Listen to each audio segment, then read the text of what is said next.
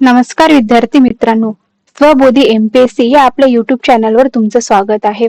आपण या PYQ series मध्ये फक्त प्रश्न आणि उत्तरेच बघत नाही, तर आपण त्या प्रश्नांची उत्तरे सुद्धा चांगल्या प्रकारे पाठ करून घेत आहोत. तसेच आपण त्या प्रश्न कोणत्या टॉपिकशी संबंधित आहेत हे सुद्धा आपण समजून घेत आहोत. तसेच प्रश्नांमध्ये दिलेले ऑप्शन्स जे आहेत त्याचे सुद्धा आपण अनालिसिस करत आहोत. अशा प्रकारे आपली ही पीवायक्यू सिरीज चालू आहे. आज आपण एमपीएससी 2024 ग्रुप सी प्री मधला पेपर घेणार आहे, प्रीचा पेपर घेणार आहे. त्याच्यामध्ये आपण हिस्ट्रीचे पीवायक्यू बघणार आहोत. तर आपण आपल्या सिरीजला सुरू करूया. बघा विद्यार्थ्यांनो, ही जी सिरीज आहे ती संपूर्ण फ्री आहे, त्यामुळे जास्तीत जास्त स्टुडंटला ही सिरीज शेअर करा. आपण पहिला प्रश्न बघणार आहोत. बघा, पहिला प्रश्न आहे, प्रार्थना समाजाच्या स्थापनेच्या माध्यमातून खालीलपैकी कोणत्या समाजकार्य संस्था स्थापन झालेल्या होत्या? म्हणजे प्रार्थना समाजाच्या माध्यमातून खालीलपैकी कोणत्या संस्था स्थापन झालेल्या होत्या? ऑप्शन्स आहे: A. Social service league Namjoshi, B. Servants of India society Gopalkrishna Gokhale, C.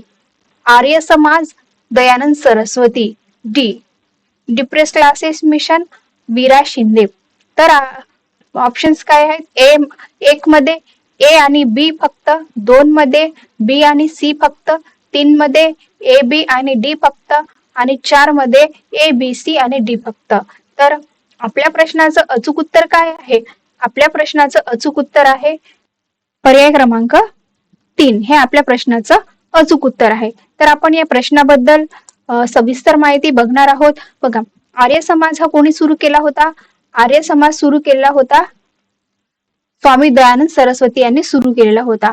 आणि ही जी चळवळ होती ती पूर्णपणे सामाजिक आणि धार्मिक चळवळ होती. तिचा प्रार्थना समाजाशी काहीही संबंध नव्हता.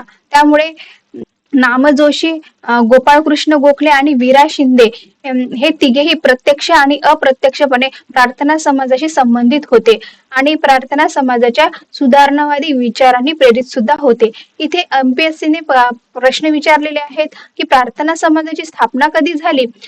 तर प्रार्थना समाजाची स्थापना 1867 मध्ये झाली. आणि प्रार्थना समाजाची स्थापना कोणी केली? तर आत्माराम पांडुरंग तरखडकर यांनी केलेली आहे. आणि प्रार्थना समाजाची स्थापना ही मुंबईमध्ये झालेली आहे. अशा पद्धतीने संबंधित प्रश्न ही एमपीएससी आपल्याला विचारते.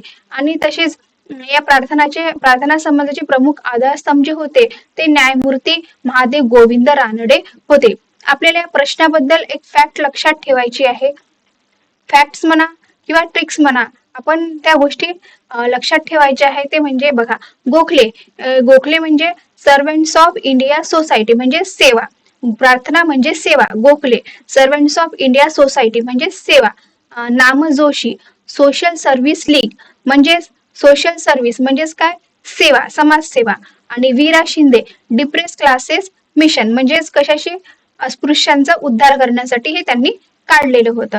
तर प्रत्येक तीनही संस्थेमध्ये सेवाशी संबंध आहे, म्हणून प्रार्थना समाज म्हणजे सेवा. ह्या 3 गोष्टी आपण लक्षात ठेवायच्या आहे.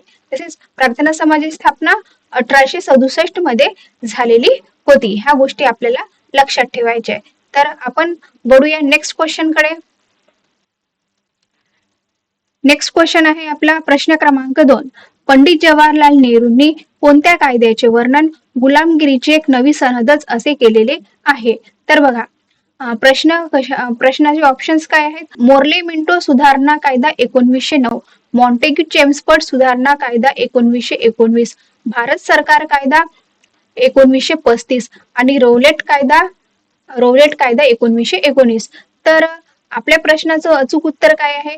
आपल्या प्रश्नाचं अचूक उत्तर आहे ऑप्शन क्रमांक 3, पर्याय क्रमांक 3 म्हणजेच भारत सरकार कायदा 1935. या कायद्याला नेहरूंनी गुलामगिरीची एक नवी सनद असे म्हटले आहे. विद्यार्थी या प्रश्नामध्ये कन्फ्युज होऊ शकतात. बहुतेक विद्यार्थ्यांना असे वाटू शकते की या प्रश्नाचं उत्तर पर्याय क्रमांक 4 रौलेट कायदा असेल, परंतु रौलेट कायदा म्हणजेच काळा कायदा असे रौलेट कायद्याला म्हटले गेलेले होते. त्यामुळे गुलामगिरीची एक नवी सनद हे रौलेट कायदा उत्तर येणार आहे. आपल्या प्रश्नाचं अचूक उत्तर काय आहे? भारत सरकार कायदा 1935 हे अचूक उत्तर आहे. आपण याबद्दल थोडक्यात माहिती बघूया. बघा, 1935चा कायदा ब्रिटिशांनी बनवलेला सर्वात मोठा कायदा होता. या कायद्यामध्ये प्रांतिक स्वायत्तता दिल्याचं दाखवलेलं गेलेलं होतं, परंतु गव्हर्नर आणि गव्हर्नर जनरल यांच्याकडे सर्व पॉवर ठेवण्यात आलेली होती. त्यामुळेच नेहरू म्हणाले होते ही तर गुलामगिरीची एक नवी सनदच आहे असे म्हटलेले आहे. आणि तसेच नेहरूंनी एक वाक्य सुद्धा म्हटलेलं होतं. काय म्हटलेलं होतं नेहरूंनी? अशी मोटार ज्याचे ब्रेक्स खूप मजबूत आहे पण इंजिनच नाहीत, असे नेहरूंनी याबद्दल स्टेटमेंट केलेलं होतं. बघा ही किती सुंदर तुलना त्यांनी केलेली आहे. म्हणजेच सुधारणा दिसतात पण चालवायची पॉवर नाही आहे. म्हणजे त्याचे जे अंतिम अधिकार जे होते ते कोणाकडे होते? गव्हर्नर जनरलकडेच होते. त्याच्यामुळे आपण याला लक्षात ठेवू शकतो. 1935चा कायदा गुलामगिरीची सवय. 35 म्हणजे गुलाम, 35 गुलाम असं आपण लक्षात ठेवू शकतो. 1935चा कायदा गुलामगिरीची सनद असे नेहरूंनी म्हटलेले होते. आपण अशा पद्धतीने हे लक्षात ठेवू शकतो. नेहरू गुलामगिरीची एक नवी सनद, भारत सरकार कायदा 1935 आणि 1936 मध्ये फैजपूर अधिवेशन झालेलं होतं. त्या आणि या फैजपूर अधिवेशन मध्ये नेहरूंनी हे स्टेटमेंट केलेलं होतं की 1935चा कायदा ही एक गुलामगिरीचीच नवीन सनद आहेत. तसेच आपल्याला ऑप्शन्स काय आहे? 1909 मध्ये मोर्ले मिंटो सुधारणा कायदा, याच्यामध्ये मुस्लिमांसाठी स्वतंत्र मतदारसंघ देण्यात आलेलं होतं. मॉन्टेग्यू चेम्सफोर्ड सुधारणा कायदा हा 1919चा आहे. त्यामध्ये प्रांतात द्विदल शासन पद्धती देण्यात आलेली होती. आणि रौलेट कायदा हा सुद्धा 1919चा आहे. त्याला काळा कायदा म्हणून म्हटलेला होता. आपल्याला ऑप्शनशी रिलेटेड सुद्धा सर्व माहिती असायला हवी. त्यामुळे आपण फक्त प्रश्न वाचायचा नाही, टॉपिक समजून घ्यायचा आणि त्या टॉपिकशी संबंधित मुद्दे सुद्धा वाचून काढायचे असते. अशाच प्रकारे आपली नोट्स तयार करायची असते. तर आपण बघूया नेक्स्ट क्वेश्चन कडे. नेक्स्ट क्वेश्चन काय आहे? नेक्स्ट क्वेश्चन आहे आपला प्रश्न क्रमांक 3. कंपनी सरकारने आपल्या सैनिकांसाठी उपलब्ध केलेल्या एनफिल्ड रायफल हाताळण्यासाठी खालीलपैकी कोणत्या शहरात प्रशिक्षणाची व्यवस्था केलेली होती? तर ऑप्शन्स आहेत A Ambala, B Calcutta, C Sialkot, D Dumdum. तर आणि कोणते दिलेले ऑप्शन खाली? एक मध्ये दिले आहे ए बी आणि सी, 2 मध्ये बी आणि डी, 3 मध्ये ए सी आणि डी आणि 4 मध्ये ए बी आणि डी. तर आपल्या प्रश्नाचं अचूक उत्तर कुठलेलं आहे? आपल्या प्रश्नाचं अचूक उत्तर कोणतं आहे? पर्याय क्रमांक 3 हे आपल्या प्रश्नाचं अचूक उत्तर आहे. बघा पर्याय क्रमांक 3 त्याच्यामध्ये काय दिलेलं आहे? अंबाला, सियालकोट आणि डमडम हे आपल्या प्रश्नाचं अचूक उत्तर आहे. तर या प्रश्नाबद्दल आपण थोडक्यात माहिती बघणार आहोत. बघा कलकत्ता जी होती ती कलकत्ता ब्रिटिशांची राजधानी होती, परंतु एनफिल्ड रायफलच्या प्रशिक्षण केंद्रामध्ये ती येत नव्हती. त्याच्यामुळे आपण एक कन्सेप्ट समजून घेणार आहोत. 1856 मध्ये ब्रिटिशांनी जुनी बंदूक काढून त्याच्या ऐवजी एनफिल्ड रायफल सैनिकांना दिली. या रायफल मध्ये काडतूस भरताना त्याचं टोक जे आहे ते दातांनी तोडावे लागत होतं आणि अफवा पसरली की त्या काडतुसांवर गाई आणि डुकराची चरबी लावलेली आहे आणि त्यामुळे हिंदू सैनिक म्हणाले की गायीची चरबी म्हणजे धर्मभंग आणि मुस्लिम सैनिक म्हणाले की डुकराची चरबी म्हणजे धर्मभंग. म्हणजे दोन्ही सैनिक जे आहेत त्यांनी ब्रिटिशांविरुद्ध एकत्र आले आणि याच्याच मधूनच 1857च्या उठावाची ठिणगी पेटलेली होती. तर एमपीएससी ला हा टॉपिक जो आहे या टॉपिक मधून वेगवेगळे प्रश्न जे विचारायला आवडतात. हा प्रश्न 1857च्या उठावाशी संबंधित आहे आणि टॉपिक कुठला आहे? 1857च्या उठावाचे कारणे कोणते? या टॉपिकशी संबंधित हा प्रश्न विचारलेला आहे. हा टॉपिक जो आहे हॉट टॉपिक आहे. 1857चा उठाव हा आपल्याला चांगल्या प्रकारे पाठ करून घ्यायचा आहे, चांगल्या प्रकारे वाचायचा आहे. तो म्हणजे चावून घेऊनच घ्यायचा आहे. 1857चा उठाव हा जो टॉपिक आहे. तसेच याच्यामधून आपल्याला असे प्रश्न विचारले जाऊ शकतात की पहिली ठिणगी कुठे पडली, पहिला शहीद कोण होता, पहिला मोठा उठाव कुठे झाला? तर पहिली ठिणगी ही बराकपूर मध्ये पडलेली होती आणि पहिला शहीद जो होता तो मंगल पांडे होता आणि पहिला मोठा उठाव जो होता मेरठ मध्ये हे झालेला होता. तर हे जे आहे कन्फ्युजन, हे तिन्ही प्रश्न वेगळे वेगळे आहेत, याच्यामध्ये कन्फ्युज बिलकुल व्हायचं नाही. आणि कमेंट मध्ये मला नक्की सांगा की 1857च्या उठावाची ठिणगी कोणत्या ठिकाणी पडलेली होती. मी शेवटी उत्तर चेक करेल. तर आपण वळूया नेक्स्ट क्वेश्चन कडे. नेक्स्ट क्वेश्चन बघा. नेक्स्ट क्वेश्चन काय आहे? नेक्स्ट क्वेश्चन आहे, कोणत्या व्हॉइसरायच्या कालखंडात जिल्हा लोकल बोर्डाची स्थापना झाली? ऑप्शन्स बघा. ऑप्शन्स आहेत Lord Ripon, Lord Lytton, Lord Curzon, Lord Wellesley. हे आपले ऑप्शन्स आहे. हा प्रश्न कुठल्या टॉपिकवर विचारलेला आहे? हा प्रश्न आहे गव्हर्नर जनरल आणि व्हॉइसरॉय या टॉपिकवर विचारलेला प्रश्न आहे. आपल्या प्रश्नाचं अचूक उत्तर काय आहे? आपल्या प्रश्नाचं अचूक उत्तर आहे पर्याय क्रमांक 1, लॉर्ड रिपन ह्या प्रश्नाचं अचूक उत्तर आहे. तर आपण या प्रश्नाबद्दल सविस्तर माहिती बघणार आहोत. बघा, रिपलने जे आहे ते एक फार मोठा बदल केलेला होता. अगोदर जे आहे सगळे निर्णय जे आहे ब्रिटिश अधिकारी घेत होते, परंतु रिपन यांनी म्हटलं स्थानिक प्रश्न जे आहे स्थानिक लोकांनी सोडवले पाहिजेत, म्हणून त्यांनी जिल्हा स्थानिक मंडळे उभारली, तालुका मंडळे स्थापन केली आणि त्याच्यामध्ये भारतीयांना सुद्धा सहभागी करून घेतलेले होते. म्हणूनच आपण आजही रिपनला काय म्हणतो? स्थानिक स्वराज्य संस्थेचा जनक असे म्हणतो. आणि आपल्याला काही गोष्टी याच्यामध्ये लक्षात ठेवायच्या आहे. काय गोष्टी लक्षात ठेवायच्या आहे? तर रिपनचा कार्यकाळ. रिपनचा कार्यकाळ काय होता? 1880 ते 1884 हा रिपनचा कार्यकाळ होता. त्यांनी ठराव मांडलेला होता 18 मे 1882 मध्ये ठराव मांडलेला होता आणि जिल्हा लोकल बोर्ड, तालुका बोर्ड हे स्थापन केलेले होते. ह्या गोष्टी आपल्याला लक्षात ठेवायच्या आहेत. तर आपण वळूया नेक्स्ट क्वेश्चन कडे. नेक्स्ट क्वेश्चन आहे आपला, खालीलपैकी कोणत्या आयोगाच्या शिफारशीनुसार 1883 साली दुष्काळ संहिता तयार करण्यात आलेली होती आहे? ऑप्शन्स आहेत सर रिचर्ड स्ट्रॅची आयोग, जॉर्ज कॅम्बेल आयोग, मॅकडोनाल्ड आयोग, सर जेम्स लॅल आयोग. हे आपले ऑप्शन्स आहे.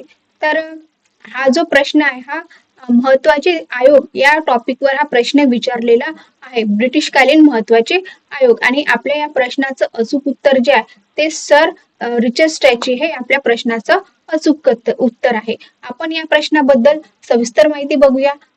सविस्तर माहिती कशी आहे बघा. 1876 ते 1878 मध्ये भारतामध्ये अत्यंत भीषण असा दुष्काळ पडलेला होता आणि लाखो लोकांचा मृत्यू सुद्धा त्यामध्ये झालेला होता. ब्रिटिश सरकारवर तेव्हा प्रचंड टीका करण्यात आलेली होती. म्हणूनच व्हॉइसरॉय लॉर्ड लिटनने 1878 मध्ये सर रिचर्ड स्ट्रॅची आयोगाची नियुक्ती केली आणि या आयोगाने 1880 मध्ये अहवाल दिला आणि या अहवालाच्या शिफारशीवरून 1883 मध्ये फॅमिन कोड म्हणजेच दुष्काळ संहिता तयार करण्यात आलेली होती. आता एमपीएससी एक स्टेप पुढे जाऊन प्रश्न विचारू शकते, दुष्काळ संहितेमध्ये काय होतं? आपल्याला लक्षात काय ठेवायचं आहे? बघा, लक्षात काय ठेवायचं याच्यामध्ये, दुष्काळ संहितेमध्ये मोफत अन्नधान्याची तरतूद होती, तसेच शेतसारा माफी ह्या तरतुदी होत्या. तर आपल्याला तरतुदी लक्षात ठेवायच्या आहे. दुष्काळ निवारणासाठी कायमस्वरूपी धोरण राबवण्यात आले होते, मदत कार्याची निश्चित नियमावली करण्यात आली होती आणि प्रशासनाची जबाबदारी निश्चित करणे, अशा प्रकारे या दुष्काळ आयोगामध्ये सांगण्यात आलेलं होतं. तर आपल्याला इतर आयोग सुद्धा बघायचे आहेत. इतर आयोग कुठले आहेत? जॉर्ज कॅम्बेल आयोग हा कधीचा आहे? 1866 मधला. सर जेम्स लॅल आयोग हा 1898 मधला आहे आणि मॅकडोनाल्ड आयोग हा 1900 मधला आहे. आणि आपल्या लक्षात काय ठेवायचं आहे बघा, 1878 सर रिचर्ड स्ट्रॅची आयोग, 1880 मध्ये आयोगाचा अहवाल आला आणि 1883 मध्ये दुष्काळ संहिता आली. हे आपल्याला लक्षात ठेवायचं आहे. आणि ट्रिक्स काय लक्षात ठेवायची? ट्रिक्स म्हणजे स्ट्रॅची आयोग म्हणजे स्ट्रॅटेजी, स्ट्रॅची आयोग म्हणजे स्ट्रॅटेजी म्हणजे दुष्काळाला, मग सरकारने स्ट्रॅटेजी बनवली म्हणजेच फॅमिन कोड. बस, स्ट्रॅची इज इक्वल टू दुष्काळ संहिता, एवढं लक्षात ठेवायचं आहे. एमपीएससी ला या आयोग टॉपिकवर प्रश्न विचारायला खूप आवडतात. त्यामध्ये हंटर आयोग, स्ट्रॅची आयोग, लॅल आयोग, मॅकडोनाल्ड आयोग, सायमन आयोग आणि बटलर आयोग हे असे आयोग आहेत. तर आपल्याला या आयोगाची जी आहे ते सविस्तर अशी माहिती आपल्या नोट्स मध्ये लिहून ठेवायला हवी. तर आपण वळूया नेक्स्ट क्वेश्चन कडे. नेक्स्ट क्वेश्चन कुठला आहे?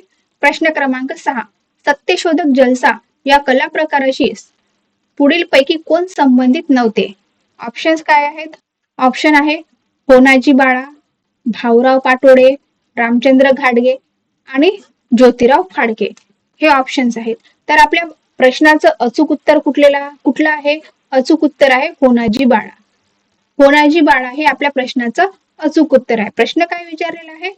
सत्यशोधक जलसा या कला प्रकाराशी संबंधित नव्हते, हा प्रश्न विचारलेला आहे. आणि आपलं अचूक उत्तर काय? होनाजी बाळा. होनाजी बाळा हे संबंधित नव्हते. तर आपण हा टॉपिक बघूया. हा टॉपिक कुठला आहे? टॉपिक आहे आपला सांस्कृतिक आणि सामाजिक चळवळी, हा या प्रश्नाचा टॉपिक आहे. आणि या प्रश्नाबद्दल बघा, महात्मा ज्योतिराव फुले जे होते त्यांनी 24 सप्टेंबर 1873 मध्ये सत्यशोधक समाजाची स्थापना केलेली होती. परंतु प्रश्न होता की ग्रामीण भागातील सर्वसामान्य लोकांपर्यंत विचार कसे पोहोचणार? मग सुरू झाला सत्यशोधक जलसा. या जलसामध्ये गाणी, संवाद, लोकनाट्य आणि विनोदाच्या माध्यमातून समाज प्रबोधन केलं जायचं. जातीभेद, अंधश्रद्धा, स्त्री शिक्षण, समानता हे विषय लोकांपर्यंत पोहोचवले जात होते. लक्षात ठेवा, एमपीएससी कधी कधी प्रश्न विचारते सत्यशोधक समाज आणि सत्यशोधक जलसा यात फरक काय? तर आपण लक्षात काय ठेवायचं? सत्यशोधक समाज म्हटलं तर ती संस्था आहे आणि सत्यशोधक जलसा म्हटलं तर ते काय आहे? लोकजागृतीचं माध्यम आहे. ह्या गोष्टी आपल्याला लक्षात ठेवायच्या आहेत. आणि हे शॉर्ट मध्ये काय लक्षात ठेवायचं बघा, सत्यशोधक समाजाची स्थापना कधी झालेली होती? 24 सप्टेंबर 1873 मध्ये झालेली होती. त्याचा मुख्य उद्देश काय होता? सामाजिक समता आणि शिक्षण. आणि सत्यशोधक जलसा जे होते त्यामध्ये कोण कोण होते? भाऊराव पाटोडे, रामचंद्र घाडगे, ज्योतिराव फाळके यांचा संबंध सत्यशोधक जलसाची होता. आणि होनाजी बाळा हे कोण होते? पेशवेकालीन शाहीर होते, त्यांचा संबंध लावणीशी होता. त्याच्यामुळे होनाजी बाळा हे आपल्या प्रश्नाचं अचूक असं उत्तर आहे. तर आपण वळूया नेक्स्ट क्वेश्चन कडे. नेक्स्ट क्वेश्चन आहे आपला प्रश्न क्रमांक 7. खालील विधाने वाचून व्यक्ती ओळखा. विधान ए, सरोजिनी नायडू यांनी हिंदू मुस्लिम ऐक्याचे राजदूत म्हणून त्यांचा गौरव केला. विधान बी, मी प्रथम राष्ट्रवादी आहे, नंतरही राष्ट्रवादी आहे आणि शेवटीही राष्ट्रवादी आहे, असे विधान कायदे मंडळातील भाषणात केले. तर ऑप्शन्स काय आहेत? ऑप्शन्स बघूया आपण.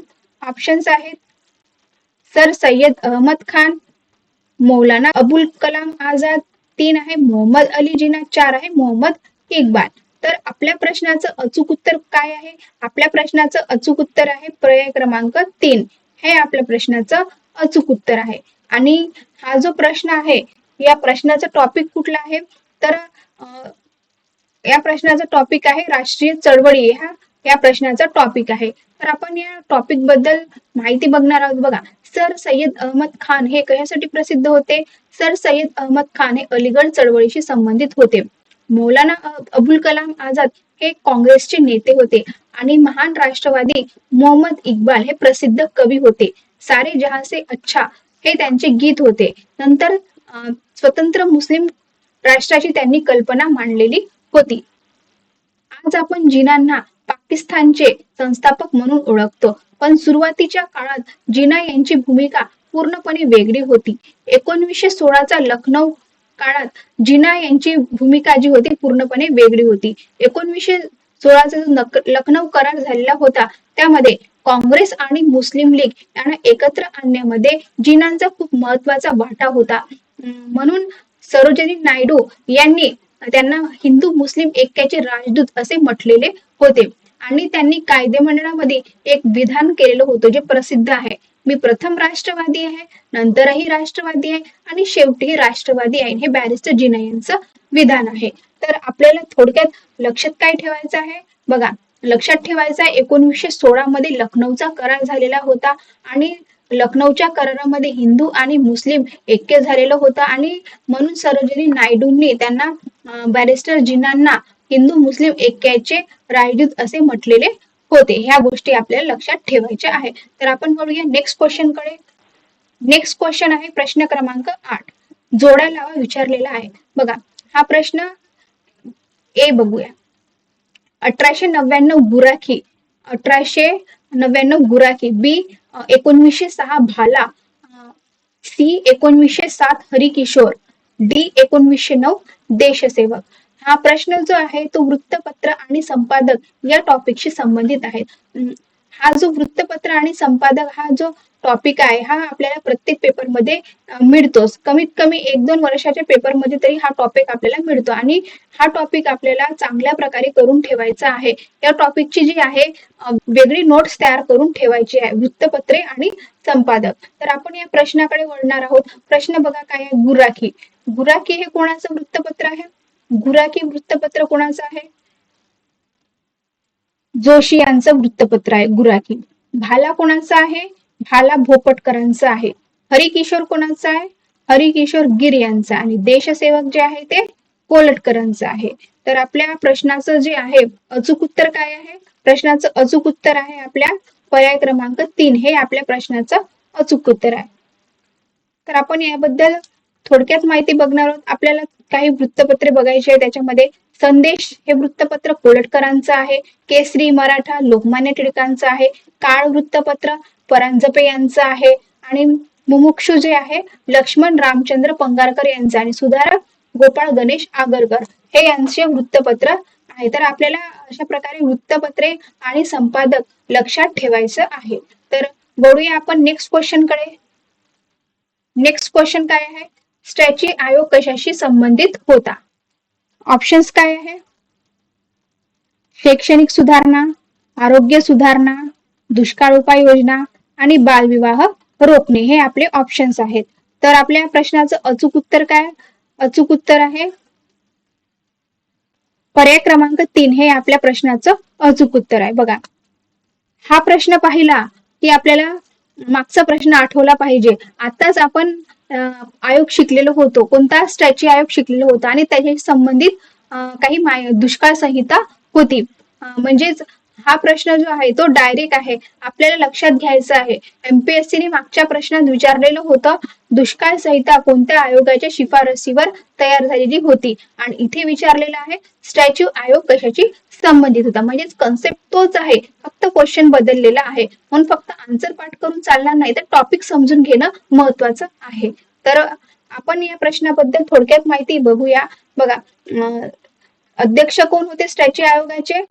सर रिचर्ड स्ट्रॅची होते. आणि नियुक्ती कोणी केली होती? लॉर्ड लिटन यांनी. आणि हा आयोग जो होता भारतातील पहिला दुष्काळ आयोग होता. आणि या आयोगाने शिफारशी केलेल्या होत्या कोणत्या? तर दुष्काळग्रस्त भागात मदत कार्य सुरू करणे, गरजूंना मोफत अन्नधान्य देणे, शेतसारा पूर्ण किंवा अंशतः माफ करणे आणि प्रत्येक प्रांतात दुष्काळ निवारण निधी स्थापन करणे.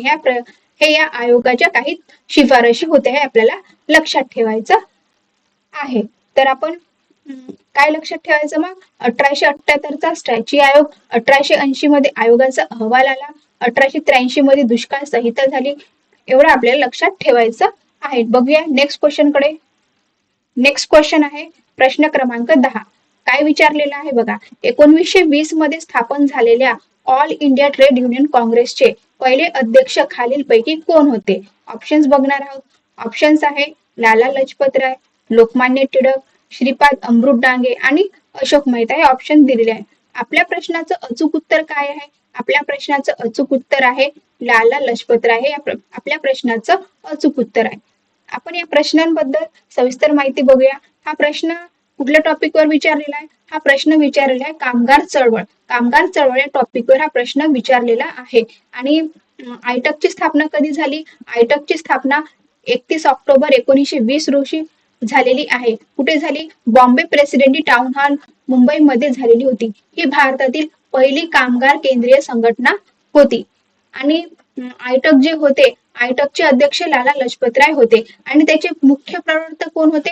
नाम जोशी. आणि सरचिटणीस सुद्धा नाम जोशीच होते. आणि उपाध्यक्ष होते जोसेफ बॅपिस्ट हे आपले उपाध्यक्ष होते. आता तुमच्यासाठी एक होमवर्क क्वेश्चन आहे माझ्याकडून. कमेंट मध्ये मला उत्तर द्यायचं आहे. भारतातील स्थानिक स्वराज्य संस्थांचे जनक कोणाला म्हणतात आणि त्यांनी कोणत्या वर्षी स्थानिक स्वराज्याचा प्रसिद्ध ठराव मंजूर केलेला होता? फक्त नाव लिहू नका, वर्ष सुद्धा लिहा आणि कमेंट सेशन मध्ये तुमची उत्तर नक्की मी चेक करणार आहे. तर मला कमेंट करून नक्की या प्रश्नाचं उत्तर द्या. आपण या प्रश्नांबद्दल थोडक्यात माहिती बघणार आहोत.